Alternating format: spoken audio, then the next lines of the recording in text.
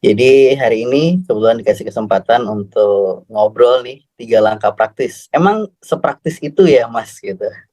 Jadi Bapak dan Ibu semuanya izin saya masuk di dunia umroh itu tahun 2008 waktu itu masih kuliah gitu. Dan berusaha untuk bantuin banyak orang untuk bisa berangkat umroh mulai dari ngangkatin koper, mulai dari nganterin jamaah bikin paspor, terus kemudian mulai dari dulu ada namanya vaksin meningitis ya Bapak Ibu. Kalau yang sudah lama di dunia umroh pasti paham. Dulu nganterin harus ke KKP, vaksin meningitis, habis itu nganterin ke bandara, handling, ngangkatin zam-zam dan lain sebagainya. Sehingga akhirnya dari perjalanan yang panjang itu akhirnya jadi ada banyak beberapa hal yang kita dapat dan insya Allah hari ini kita akan share bareng-bareng dan mudah-mudahan bisa jadi manfaat buat semuanya yang pengen share Baitullah. Gimana sih caranya supaya orang itu tertarik dan orang itu mau untuk bisa berangkat ke Baitullah. Jadi insya Allah kita ngobrol. Jadi ini diskusinya kita open aja Bapak Ibu. Nanti kalau misalnya ada hal yang kita diskusin, mohon bisa dibantu dijawab, mohon bisa dibantu di komen gitu ya. Bismillah, masuk slide pertama, Mas Esa. Apa sih pesiar Baitullah gitu Bapak Ibu semuanya? Hari ini saya mengatakan bahwasanya pesiar Baitullah itu adalah pekerjaan terbaik di dunia. Saya mengatakan begitu karena ini satu, pekerjaan ini nggak cuma berbicara tentang duniawi, tapi juga berbicara tentang akhirat kita gitu, berbicara tentang begitu banyaknya keberkahan-keberkahan yang bisa kita dapetin gitu, keberkahan baik di dunia maupun di akhirat, dan juga tidak menutup rezeki yang juga buat saya juga luar biasa gitu. Bisa berangkat umroh berkali-kali, terus kemudian secara komisinya juga bisa dikatakan alhamdulillah gitu. Sehingga akhirnya saya punya slogan Pesiar Baitullah itu usaha berkah cuan melimpah gitu. Nah, mudah-mudahan nih semua yang di sini usahanya berkah dan pastinya cuannya juga melimpah juga gitu. Dan kenapa kok ini menarik banget gitu? Karena yang kita ajak itu adalah orang-orang untuk bisa berangkat ke Baitullah, orang-orang untuk bisa sholat di Masjidil Haram, untuk bisa sholat di Masjid Nabawi. Nah, Bapak dan Ibu semua kita sama-sama tahu bahwasanya ada hadis Rasulullah Shallallahu Alaihi Wasallam diriwayatkan dari Ibnu Majah dan Ahmad bahwasannya seperti tampak di slide, sholat di masjidku ini lebih utama daripada 1000 kali sholat di masjid lainnya. Masjidku ini yang dimaksud adalah Masjid Nabawi ya. Kecuali di Masjidil Haram, dan sholat di Masjidil Haram lebih utama daripada 100.000 kali sholat di masjid lainnya. Jadi Bapak Ibu semuanya, kita hari ini berhitung-hitung dulu nih di slide pertama. Boleh dibantu ya, kalau ada yang pegang kalkulator, boleh saya dibantuin untuk ngitung. Buat yang tahu, kita ngambil paketan yang paling kecil sendiri, paketan 9 hari. Artinya kalau paketan 9 hari itu biasanya di Mekahnya berapa hari ya, Bapak Ibu? Ada yang tahu, Bapak Ibu? Kalau kita paket umroh 9 hari. 4 hari, betul banget. Betul banget. Terima kasih, Bapak. Jadi kalau kita di Mekahnya 4 hari, nih kita ngobrol bareng-bareng sambil disiapin kalkulatornya ya. 4 hari di Mekah, itu artinya kita sholatnya kalau 1 hari itu sholatnya 5 waktu, berarti kira-kira 5 waktu dikali 100.000 berapa Bapak Ibu? 5 kali 100.000, 500. 500 apa nih Mbak Widi? 500.000. 500.000, oke. Jadi kalau kita sholat di Masjidil Haram dalam 1 hari 5 waktu, berarti kita sholatnya sudah 500.000 kali. Ini nggak ngomong yang sunnah ya, nggak ngomong rawatib, nggak ngomong duha, nggak bicara tahajud, nggak bicara yang lain, cuma sholat 5 waktu aja, berarti sama dengan kita udah sholat 500.000 kali di masjid di tempat yang lain. Kalau tadi, seperti yang tadi Bapak sempat sampaikan ya, bahwasanya di Mekah kita 4 hari, berarti 500.000 dikali 4. Berapa tuh Bapak Ibu semuanya? 2 juta. 2 juta, oke. Berarti sama dengan kita sholat 2 juta kali. Nah, kalau 2 juta kali dibagi 5 waktu, itu kira-kira berapa hari Bapak Ibu? 2 juta dibagi 5. 400.000. 400.000. Nah, sekarang 400.000 itu kalau dibagi 365 hari, jadi berapa tahun? 400.000 dibagi 365 hari. Ya, sekitar hampir tahun lebih. 100 tahun lebih. Berapa Bapak Ibu? Ada yang bisa jawab? Ada yang pengen 1095 tahun. 130 tahun, 130 tahunan. Bener banget Bapak Ibu. 1095 tahun. Coba bayangin, pernah kebayang nggak? Kita 4 hari di Mekah itu sama dengan kita sholat wajib di tempat lain, anggaplah di Indonesia itu sebanyak 1095 tahun. Kebayang nggak tuh keberkahan itu? Kebayang nggak nikmatnya tuh? Kita aja usia belum tentu sampai 60 sampai 70 tahun, betul nggak? Tapi dengan kita 4 hari di sana, hanya dengan 4 hari di sana dan kita melaksanakan sholat 5 waktu, benar banget Mbak Windy. Sholat 5 waktu di sana sama dengan kita sudah ibadah 1095 tahun. Itu kalau hitungannya sholatnya sendirian. Itu kalau hitungannya cuman ngitung sholat fardu aja. Bayangin kalau Bapak Ibu sholat tahajud di sana, sholat duha di sana, sholat rawatib di Masjidil Haram, ditambah jamaah, kira-kira berapa kali tuh? Kalau jamaah kita udah sama-sama tahu tuh, dikalinya 27. Jadi nggak kebayang banget berapa banyak nikmatnya orang-orang yang bisa berangkat umroh dan benar-benar memanfaatkan waktunya untuk bisa beribadah di Masjidil Haram. Ini baru ngomong Masjidil Haram aja nih sebenarnya. Belum ngitungnya di Masjid Nabawi gitu. Nah, Bapak Ibu yang lain ya, Mas Ran itu ya. benar banget. Karena itu ini tuh siapa sih yang nggak kepingin gitu loh. Kalau kita nawarin sesuatu, biasanya mungkin bakal ada yang nolak gitu. Tapi kalau ini yang kita tawarkan, pertanyaannya ada nggak sih orang yang nggak kepingin berangkat umroh? Ada nggak orang yang nggak kepingin deket sama Allah, yang punya dapat keberkahan, sholat sebegitu banyaknya? Saya pikir nggak ada lah. Cuman memang ada yang punya kapasitas dan ada yang belum punya kapasitas. Nah nanti kita bahas tuh caranya. Gimana caranya semuanya bisa punya kapasitas untuk berangkat. Nah, benar banget Mbak Windy dan sahabat-sahabat semuanya yang jadi peserta di sini. Jadi itu tadi baru dari segi ibadah. Nah, kenapa kok saya sampaikan bahwa ini adalah pekerjaan terbaik? Karena ada hadis berikutnya tuh, hadis Muslim nomor 893. Jadi barang siapa yang menunjukkan kepada kebaikan, maka dia akan mendapatkan pahala seperti pahala orang yang mengerjakannya. Bapak Ibu semuanya, kalau di antara kita terus kemudian bisa ngajak, bisa mendorong, bisa menarik orang untuk bisa berangkat umroh, dan terus kemudian umrohnya mabrur, terus kemudian di sana ibadahnya sholat, maka kita ini yang di Indonesia, yang ngajak ini, yang bantu ini juga dapat pahala itu sebanyak yang sama yang dilakukan sama orang-orang tersebut. Jadi kalau kita dalam sebulan misalnya bisa ngajak 5 orang, maka kita punya 5 kali pahala umroh, padahal kitanya di Indonesia tuh.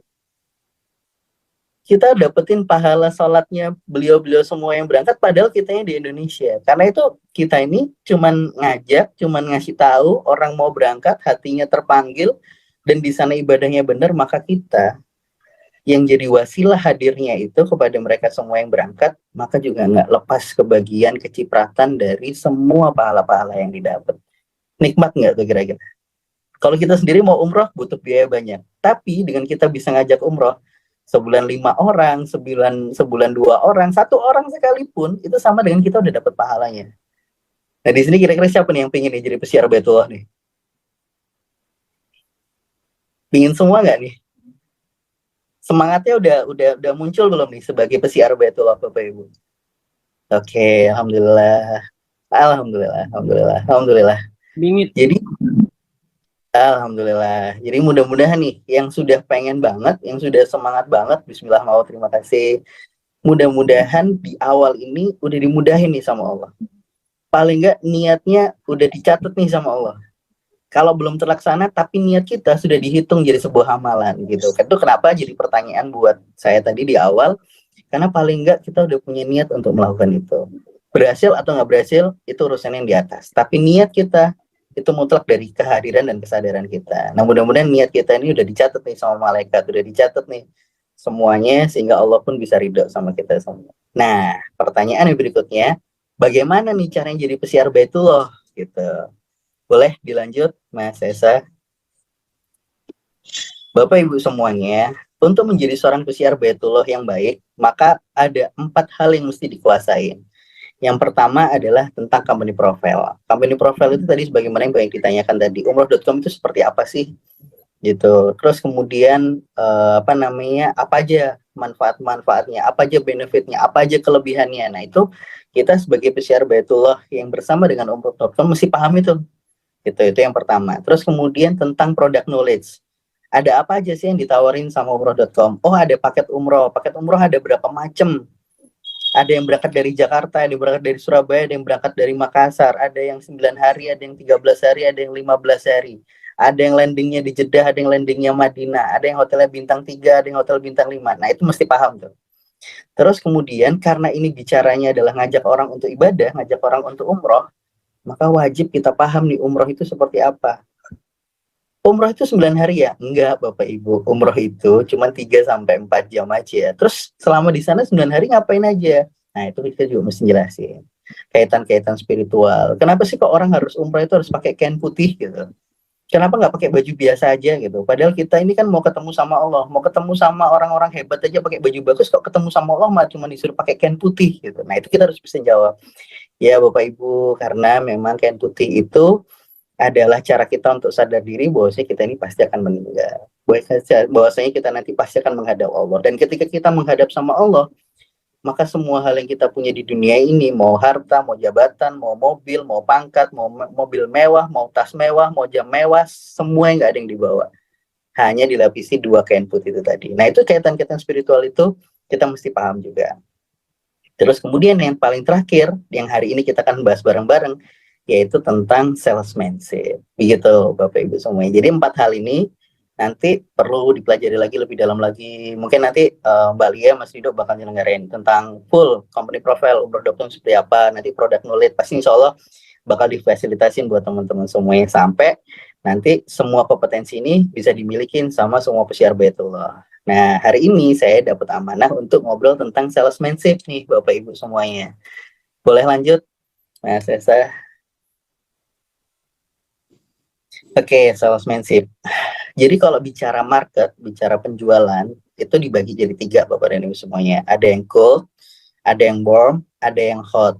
Nah, saya cuma punya satu kesempatan nih hari ini membahas salah satu di antara jenis market ini. Saya mau tanya dulu nih, Bapak Ibu semuanya, lebih pengen saya bahas yang cold, warm, atau hot? Boleh dibantu nih.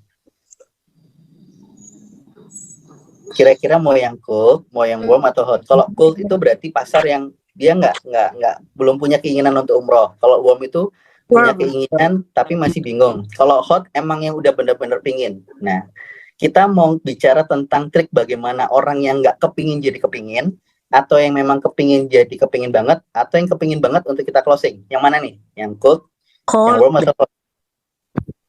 Oke, cold. Ada lagi yang lain, Bapak Ibu? Cold. Oke, alhamdulillah. Ini kayaknya Mbak Lia peserta hari ini tuh punya indra keenam semuanya gitu. Jadi kita belum ngasih tahu materinya udah tahu semua ya. Alhamdulillah. Boleh dilanjut Mas Esa? Benar banget. Jadi hari ini memang yang mau kita bahas adalah gold market. Jadi memang belum punya keinginan, kadang-kadang nggak ngerti tujuannya buat apa umroh itu, kadang-kadang juga mikir oh biayanya mahal banget, terus kemudian belum lagi pernah nggak ada cerita, aduh saya belum berani berangkat, kenapa ibadah saya masih belum bener di sini, takutnya nanti di sana dibales. Pernah nggak Bapak Ibu ketemu yang kayak begitu? Habis itu mungkin ada yang belum tahu emang kalau umroh tuh gimana sih caranya gitu kan. Banyak, waduh banyak ya, baik banget. Terus kemudian ada lagi yang wah banyak ternyata ya Bapak Ibu ya, ada yang sering, ada oh siap. Jadi ada Bapak Ibu yang ada dua jawaban yang paling sering saya dapetin. Yang pertama, Mas nggak pengen berangkat umroh gitu. Jawabannya iya Mas, nunggu panggilan gitu. Sama ada satu lagi, takut diazab. Oke.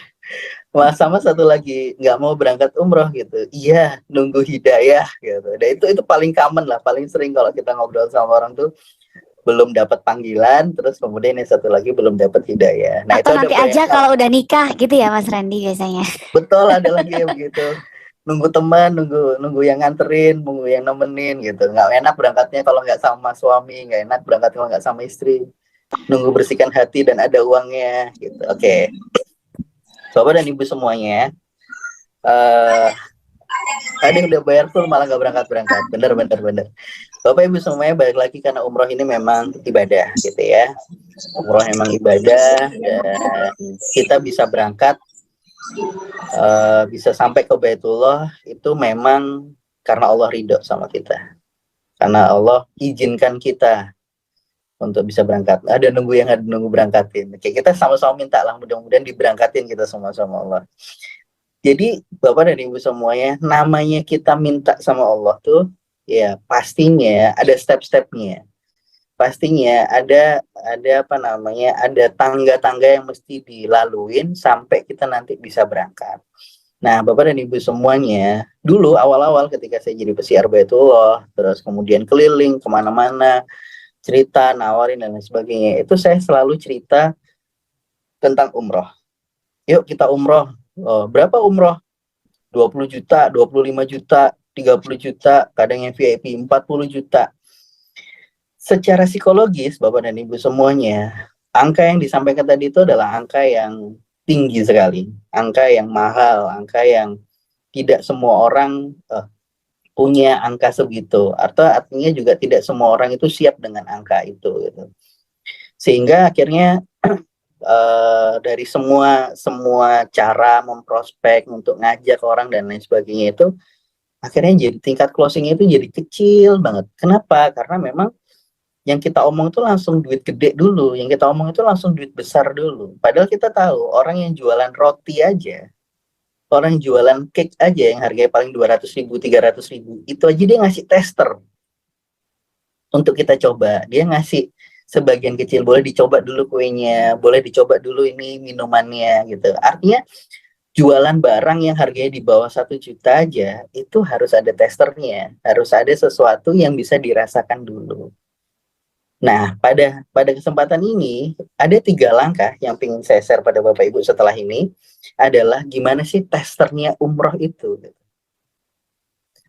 Gimana sih supaya orang bisa ngerasakan testernya umroh ini dan terus kemudian benar-benar tergerak sama apa yang misalnya kita ingin. Nah, Bapak Ibu semuanya, kalau boleh saya ngobrol sebelum kita masuk ke materi intinya, kalau kita ingin berangkat umroh, apa sih hal urgent yang mesti kita miliki sebelum kita berangkat? Ada yang bisa jawab, ada yang boleh jawab Bapak Ibu? Mbak Lia ini nggak ada door prize-nya ya? Kalau ada door prize-nya Ada seru dong. nih kayaknya. Ada nih. Door prize-nya ntar saya bagi buku The Miracle of Baitullah. Oh, Saya menarik rezeki umroh. Nah, ini Masya punya Allah. 5 buku nih ya. Jadi door prize-nya ada ini buat yang bisa jawab, nanti saya kasih ini nih. Siap. Boleh dijawab nggak? Kalau kita pengen berangkat umroh, apa sih yang harus kita milikin Bapak Ibu semuanya? Dana, oke. Niat, oke. Yang harus kita milikin dalam bentuk fisik, dalam bentuk barang. Paspor, Syaratnya kali visa, ya. tiket pesawat. Bener Itu yang banget. jawab siapa tadi ya, paspor? Pak Siapa Fuad, tadi ya? Fuad. Wah, Pak Fuad. Siap, Pak Fuad. Dicatat ya, dicatat. Oh, iya. Oke, siap. Jadi pertanyaan pertama nih bisa dijawab sama Pak Fuad nih. Nah, jadi kita boleh masuk ke materi berikutnya, Mas Esa. Jadi 3 hal Bapak dan Ibu semuanya, cara mudahnya untuk ngajak orang supaya bisa berangkat umroh bareng sama kita. Maka yang pertama, nggak usah nawarin yang jauh-jauh dulu, nggak usah bicara tentang umrohnya, harganya, terus kemudian nanti perjalanan dan lain sebagainya, karena imajinasinya nanti terlalu jauh, kecuali untuk orang-orang yang memang udah biasa gitu. Tapi buat orang-orang yang belum terbiasa, maka paling nggak pertanyaannya simple banget, tinggal ditanya, Bapak Ibu sudah punya paspor belum? Karena kalau ditanya, sudah pengen berangkat umroh? Sudah. Pengen banget bisa berangkat? Iya. Nah, pertanyaannya, sudah nyiapin paspor belum? Kenapa? Karena paspor itu yang paling mudah banget, paling gampang banget. Kalau ngurus paspor itu biayanya di bawah 400.000. Artinya kalau kita mau nabung 4 bulan 100.000, 100.000, 100.000, itu bisa lah keturutan untuk bisa punya paspor gitu. Jadi nggak cerita dulu tentang umroh, nggak cerita dulu tentang perjalanan. Buat yang memang cold ya, tadi kita bicara cold. Beda kalau kita bicaranya warm, beda kalau kita bicaranya hot. Tapi kalau kita bicaranya cold, kan nomor satu, setelah diyakinkan bahwa saya umroh itu kepingin dan seberapa kepingin memang orangnya, maka yuk kita bikin paspor aja dulu. Duitnya belum ada, gitu. Oke, nggak apa-apa, nabung. Nabungnya berangkat dari nabung paspor dulu, 50.000. Kalau 50.000 berarti 50.000 sampai ke 400 berarti 8 bulan. Kalau nabungnya 100.000 ya berarti 4 bulan. Kalau nabungnya 200.000 berarti 2 bulan. Tapi insya Allah kalau angka 400.000 dan paspor hari ini itu berlakunya 10 tahun. Jadi kita punya paspor hari ini, berangkatnya 5 tahun lagi nggak ada masalah. Karena berlakunya 10 tahun. Tapi paling nggak paspor itu, kalau seseorang sudah punya paspor, terus kemudian paspornya diajak untuk Bapak, Ibu, nanti kalau sholat tahajud atau pas lagi sholat duha, paspornya taruh tuh di sajadah. Sambil sholat tuh sambil minta, ya Roh, paspor saya udah ada. Ini kira-kira kapan paspor saya pakai untuk bisa dapat stempelnya Arab Saudi? Ini kira-kira kapan nih paspor saya ada stempelnya kota Madinah atau ada stempelnya kota Jeddah. Nah itu dulu aja, nggak usah yang jauh-jauh Bapak dan Ibu semuanya. Itu dulu diajak untuk orang bikin paspor, nanti paspornya dikasih, ditaruh, dibawa. Pastikan yang jadi pesiar Baitullah setelah paspornya sudah jadi, di copy ya, supaya kita punya filenya, kita punya berkasnya. Kenapa? Karena itu tadi kaitannya sama yang disampaikan sama Mas Ridho, bagian daripada follow up nanti ke depan. Jadi paspornya di copy, kita udah punya salinannya, paspornya kasihkan ke beliau supaya bisa dibawa untuk sholat. Orang kalau udah pegang paspor dan memang benar-benar pingin berangkat umroh, itu bentar aja, insya Allah nggak lama-lama. Nah saya mau tanya dulu nih, di sini udah punya paspor semua belum? Yang tadi kepingin berangkat udah punya paspor semua belum? Ada yang belum punya nggak? Yang mau jawab boleh di unmute Sudah ya. punya, saya sudah punya. Masya Allah, berarti bentar lagi tuh. Sudah punya. Alhamdulillah, alhamdulillah, alhamdulillah. Siap, yang sudah punya lebih banyak ya. Nah, kalau sudah Tinggal cari punya, jamaahnya. amin, amin, insya Allah, insya Allah. Udah expired. Nah ini mesti diperpanjang lagi. Jadi Bapak Ibu, itu juga berlaku sama diri kita gitu. Pada saat kita mau ngajak, pada saat kita mau ngobrol sama orang untuk bicara umroh, pada saat kita mau ngajak untuk bikin paspor, maka pastikan kita sendiri ini udah melangkah di posisi itu. Kita sudah melangkah dan kita udah punya paspor. Ini loh Pak, saya udah bikin paspor. Nanti tak temenin ya bikin paspornya. Ini loh Bu, saya udah punya paspor. Nanti saya ajarin ya gimana cara ngisi form online-nya imigrasi itu. Atau ini loh, Bu, saya udah bikin paspor, kebetulan saya punya teman yang biasa bantuin buat bikin. Ada begitu banyak cara. Nah itu dulu, jangan jauh-jauh dulu. Dan kalau itu yang dilakukan, maka insya Allah jadi nggak terlalu susah untuk masuk ke step berikutnya. Mudah-mudahan bisa berangkat sebelum 2026 ya, Pak Fuad, gitu. Jadi posisinya begitu kita sudah punya paspor, kita bisa ngomong sama para jamaah. Jadi kita bisa ngomong tuh dengan bukti dan jelas gitu. Bahkan kita bisa ngomong, yaudah nanti kalau udah punya paspor, kita berangkatnya bareng-bareng ya gitu. Nah nanti ditanya tuh kembali ya sama Mas Ridho, ada nggak paketan yang berapa gratis nanti satu orang bisa berangkat? Misalnya kalau dapat paket 15 free satu ya, berarti kita punya target 15 nih, dijadiin satu aja nanti.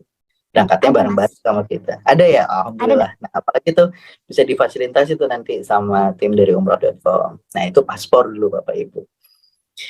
Paspornya udah ada. Pertanyaannya, sudah paham belum tentang umroh? Sudah paham belum nih tentang bagaimana proses ibadah dan macam-macamnya? Maka langkah berikutnya yang kedua adalah pastikan ketika nanti ada acara manasik umroh di mana, di kota-kotanya Bapak dan Ibu semuanya, atau mungkin nanti umroh.com bisa bikin manasik umroh yang online, ajak tuh. Yuk ikut yuk manasik online. Yuk ikut yuk manasik umroh di sini. Yuk ikut yuk manasik online di sini. Paling enggak mereka udah dapat gambaran. Beliau-beliau itu udah dapat gambaran tentang bagaimana sih prosesnya umroh. Oh, begini ya, ambil mikot itu. Oh, begini ya, pakai kain ihram itu. Oh, begini ya, nanti tawaf itu. Kenapa sih kok tawaf harus 7 kali? Kenapa sih kok sa'i harus 7 kali? Kenapa sih kok kita harus tahalul? Nah, itu nanti dijelasin banyak ketika kita posisi manasik umroh. Sehingga kalau manasiknya udah dapat, hatinya udah terketuk, ya nggak ada alasan lagi Bapak Ibu untuk nggak daftar. Nah, gimana cara daftarnya? Ambil nanti paketan-paketan di umroh.com yang sesuai, yang cocok, paling nggak DP dulu, paling nggak nabung dulu, atau apapun lah posisinya, walaupun cuma dengan angka yang seminim mungkin. Kalau punya uang untuk DP, DP. Kalau nggak punya uang, paling nggak nabung. Pada saat sudah mulai nabung, maka Bapak dan Ibu semuanya pada saat itu sebenarnya sudah closing, sudah berhasil, sudah bisa ngajak orang. Tinggal di-maintain tuh, tinggal di-maintain aja.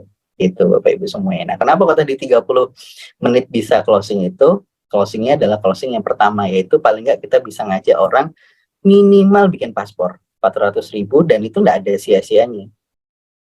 Insya Allah dimudahkan dan insya Allah digampangin. Jadi fokus dulu yang paling simple, yang paling mudah, baru nanti step by step masuk untuk proses yang berikutnya. Jadi kalau sudah punya paspor, diajak ikut manasik, dan terakhir, yuk kita buktikan bahwa kita benar-benar niat sama Allah untuk berangkat umroh. Apa tuh?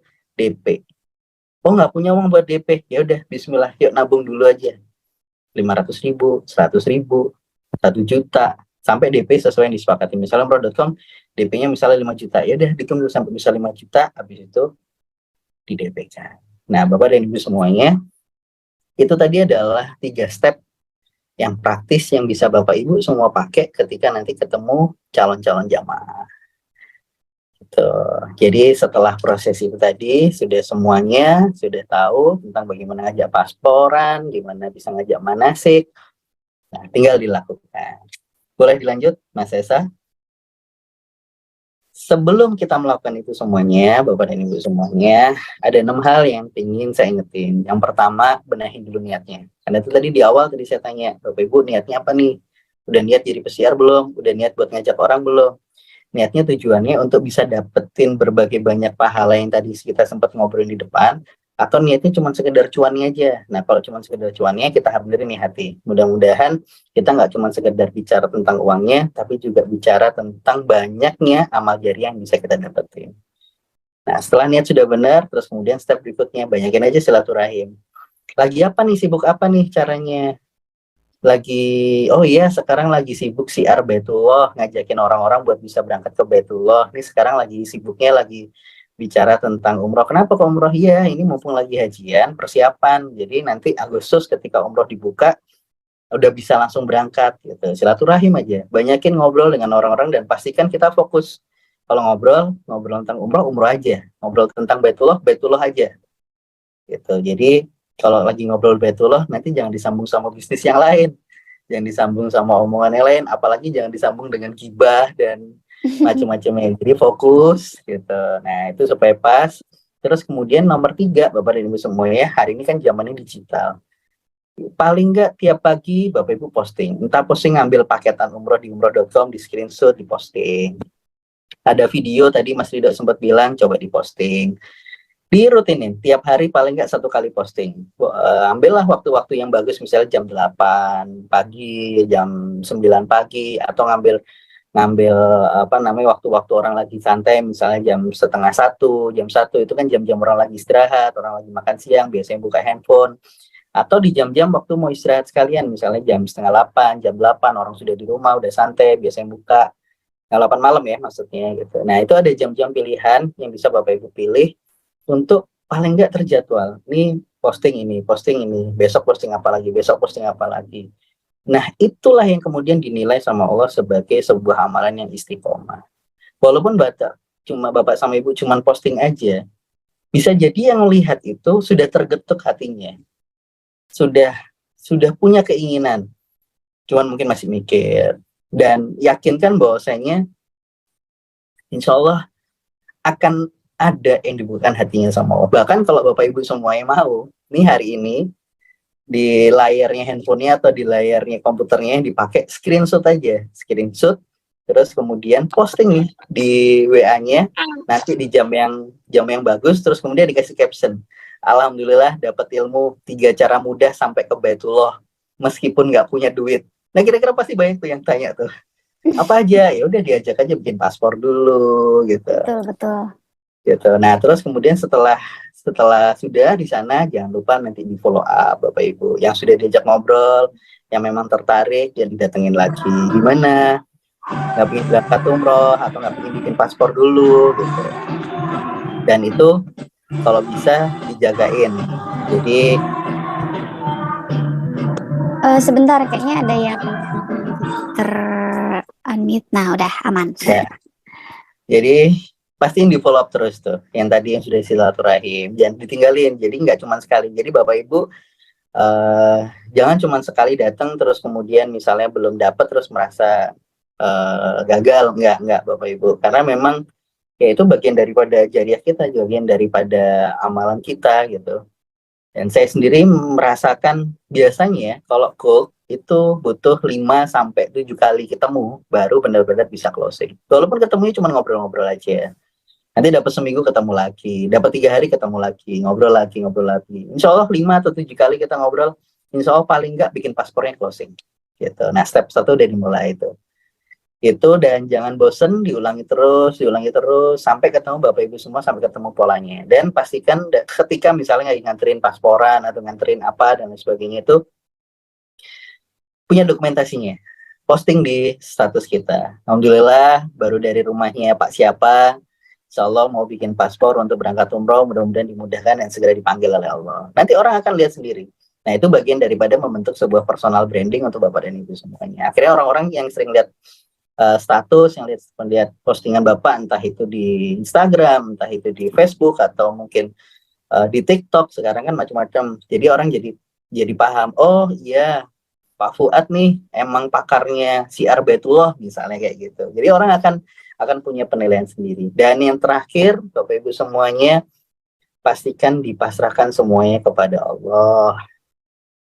Karena kita ini cuma bisa berikhtiar, kita itu cuma bisa jalan aja, melakukan apa yang mesti kita lakukan, tapi hasil itu semuanya kembali sama Allah. Mudah-mudahan Allah ridho pada kita semuanya.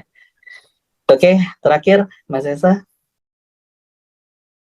Selamat datang para peziarah Baitullah. Mudah-mudahan Allah segera panggil kita semuanya. Itu dulu mungkin Mbak Lia yang bisa disampaikan. Mudah-mudahan manfaat buat semuanya. Saya tutup. Assalamualaikum warahmatullahi wabarakatuh.